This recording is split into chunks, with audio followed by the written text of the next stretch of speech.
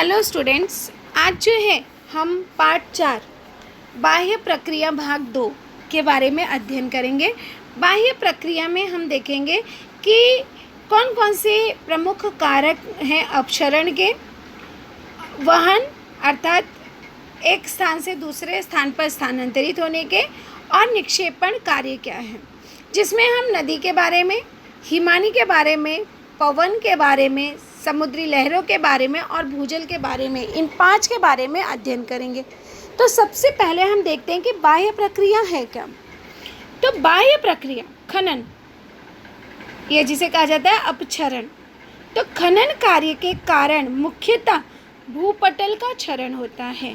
जो भी खुदाई का कार्य होता है तो उसके कारण जो है भूपटल अर्थात भूमि जो ऊपरी सतह है उसका क्षरण होता है। इसके पहले पिछले पार्ट में हमने जो है बाह्य प्रक्रिया भाग 1 में हमने देखा कि किस तरह से भौतिक, रासायनिक और जैविक अपक्षय होता है। तो इसमें जो है इस पार्ट में भाग 2 में हम देखेंगे कि खनन कार्य से बनी जो ये खुदाई का कार्य होता है, अपक्षरण का कार्य होता है, तो इस अपक्षरण के कार्य से बनी जलोढ़ मिट्टी, जलोढ़ इट मीन्स होता है उपजाऊ, जलोढ़ मिट्टी इट मीन्स जो जल जिसमें जल की मात्रा अधिक होती है और जो उपजाऊ मिट्टी होती है उसे जलोढ़ मिट्टी कहा जाता है। तो जलोढ़ मिट्टी के कारकों द्वारा बहाकर लाई जाती है कि किन कारकों के द्वारा ये जलोढ़ मिट्टी, उपजाऊ मिट्टी बहाकर लाई जाती है। जैसे कि कारक की गति जब मंद होती है, अब कारक यहाँ पर है जैसे नदी के माध्यम से, हिमानी के माध्यम से, हिमानी अर्थात हिमवर्षा, पवन के माध्यम से, समुद्री लहरों के माध्यम से या भूजल, ये जो है 5 कारक हैं। तो जब इन 5 कारकों की गति मंद होती है तो उसका निक्षेपण होता है, अर्थात वो जो चीज़ अपने साथ बहाकर लाती हैं उसे एक स्थान पर निक्षेपित करती हैं। इस पद्धति में बहता पानी इट मीन्स नदी का पानी, हिमानी अर्थात हिमवर्षा, पवन हवा, सागर की लहरें और भूजल अर्थात भूमि में जल, ये कारक जो है अपक्षरण, 3 चीज़ों के बारे में हम देखेंगे यहाँ पे, अपक्षरण, वहन और निक्षेपण कार्य। तो यहाँ पर हम जब देखेंगे तो जैसे नदी, तो नदी का भी हम अपक्षरण, वहन और निक्षेपण कार्य देखेंगे, और उसी तरह से हिमानी, पवन, सागर की लहरें, भूजल, इन सब के बारे में हम देखेंगे।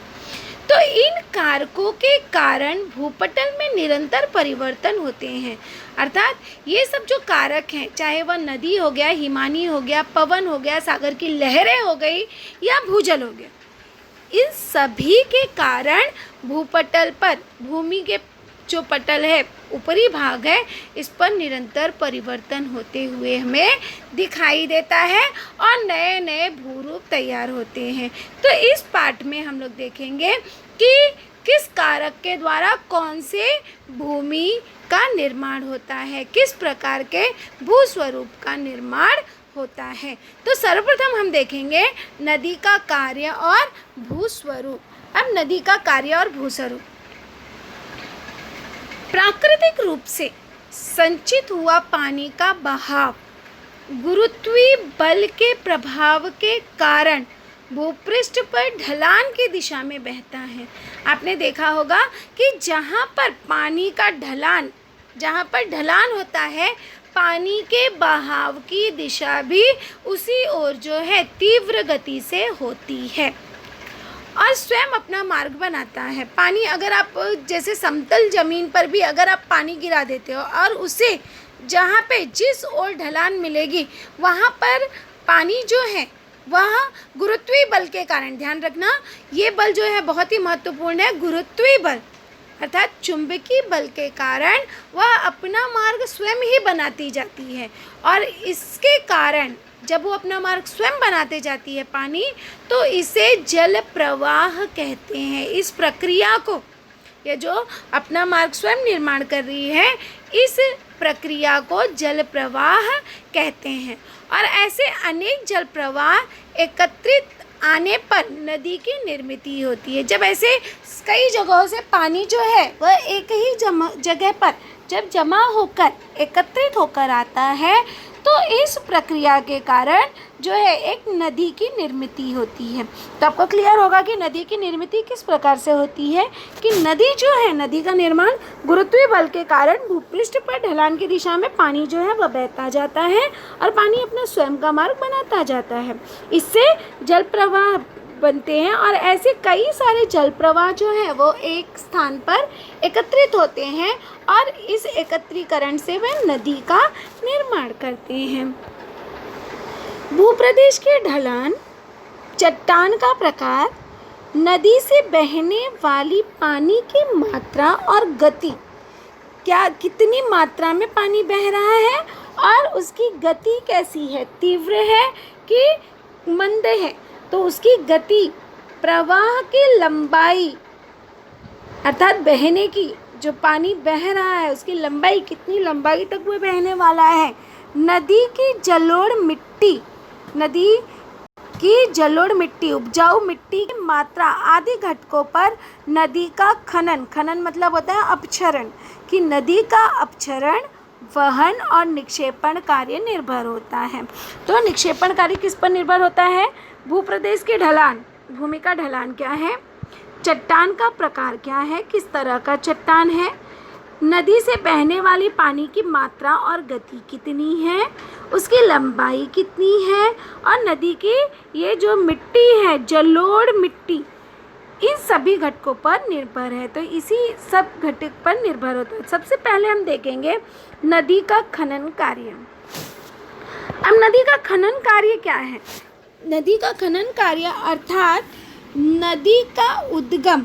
अभी आपको पता है कि हमेशा नदियों का उद्गम जो होता है वह ऊंचाई वाले भाग से होता है। जैसे गंगा नदी का उद्गम गंगोत्री से हुआ, यमुना का यमुनोत्री से हुआ, सिंधु का मानसरोवर से हुआ। तो इस तरह से जब भी नदियों का उद्गम होता है वह समुद्र सतह से अति ऊंचाई पर होता है, अधिक ऊंचाई वाले भाग पर होता है और वहाँ नदी तेज गति से बहती है। जहाँ से उसका उद्गम होता है वहाँ से नदी की जो गति होती है वह तीव्र होती है, अतः उसकी क्षरण करने की शक्ति अधिक होती है।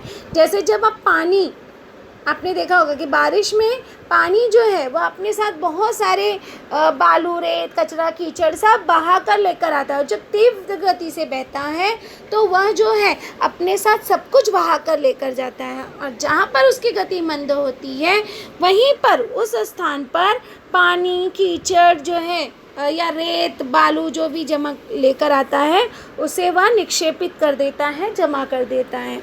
तो उसी तरह से नदियों की विशेषता होती है कि यह ऊंचाई के भाग से उद्गमित होते हैं और इनकी गति जो होती है वह तेज गति से होती है, अतः उसकी क्षरण करने की शक्ति, क्षरण करना अर्थात अपने साथ वो बालू, रेत, मिट्टी सब कुछ बहा कर लेकर चली जाती है, तो उसकी शक्ति भी कैसी होती है?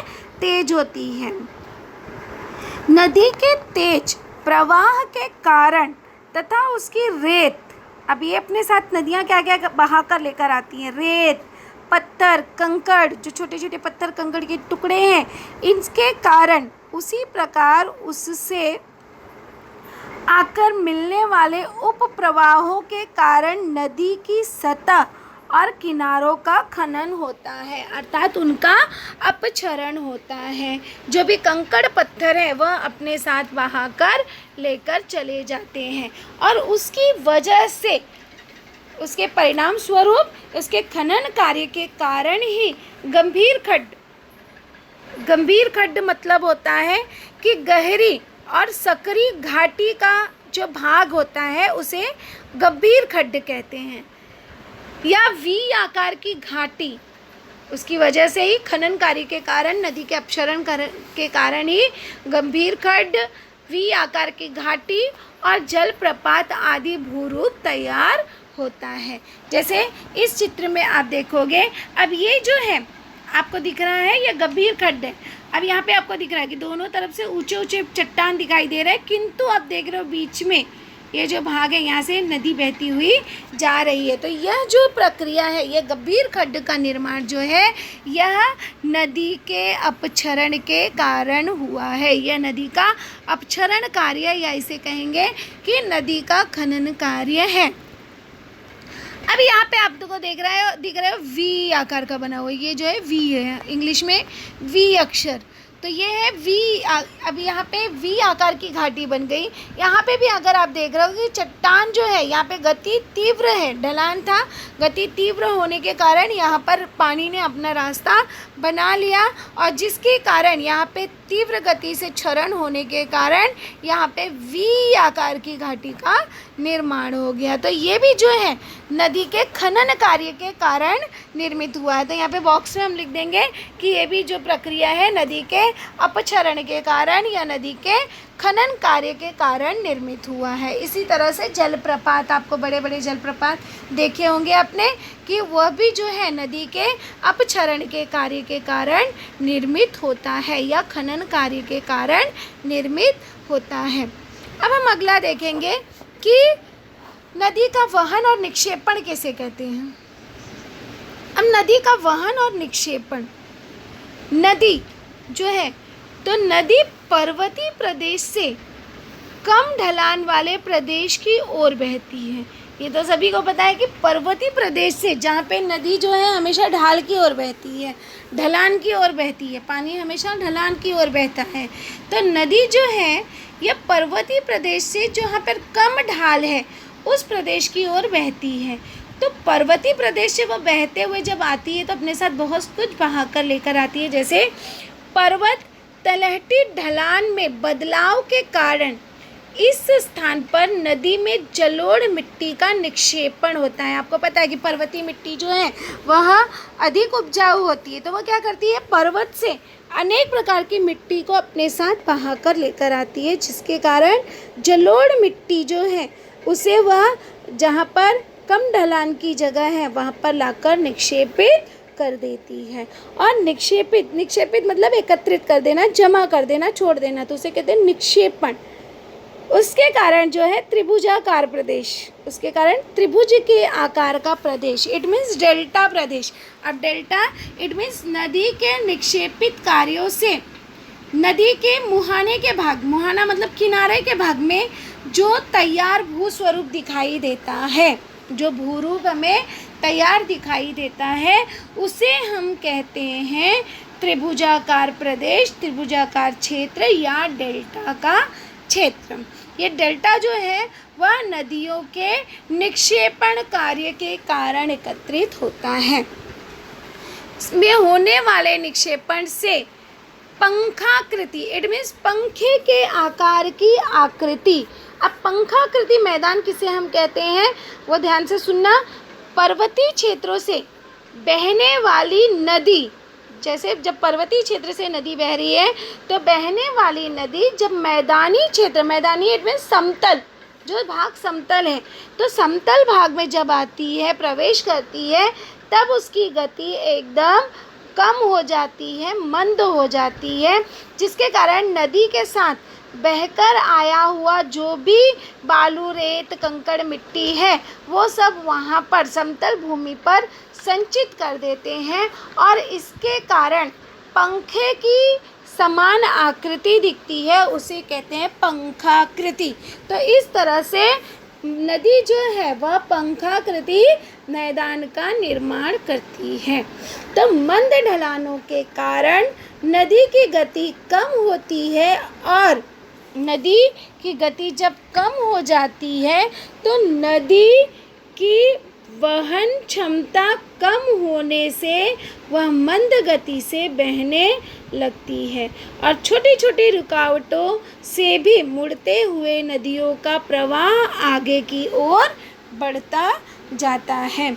कभी कभी रुकावट आ जाती है तो जहाँ पे रुकावट आती है वहाँ पे नदी अपनी दिशा मोड़ लेती है। तो इस तरह से वह जो है रुकावटों का सामना करते हुए आगे की ओर बढ़ती है।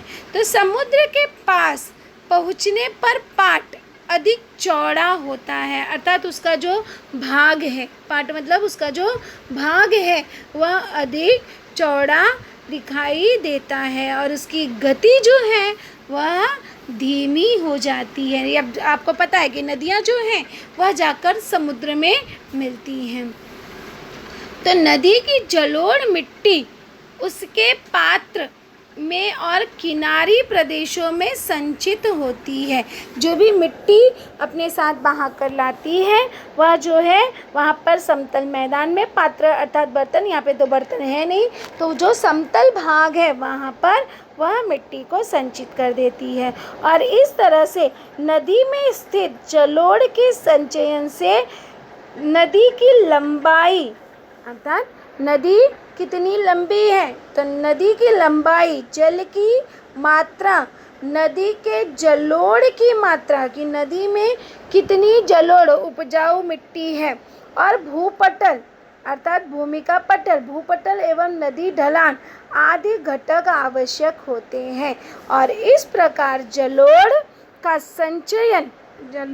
संचयन होने से नदी पात्र में के आसपास बाढ़ तट या बाढ़ का मैदान, जैसे बाढ़ का मैदान या त्रिभुज प्रदेश आदि भूरूप तैयार होता है।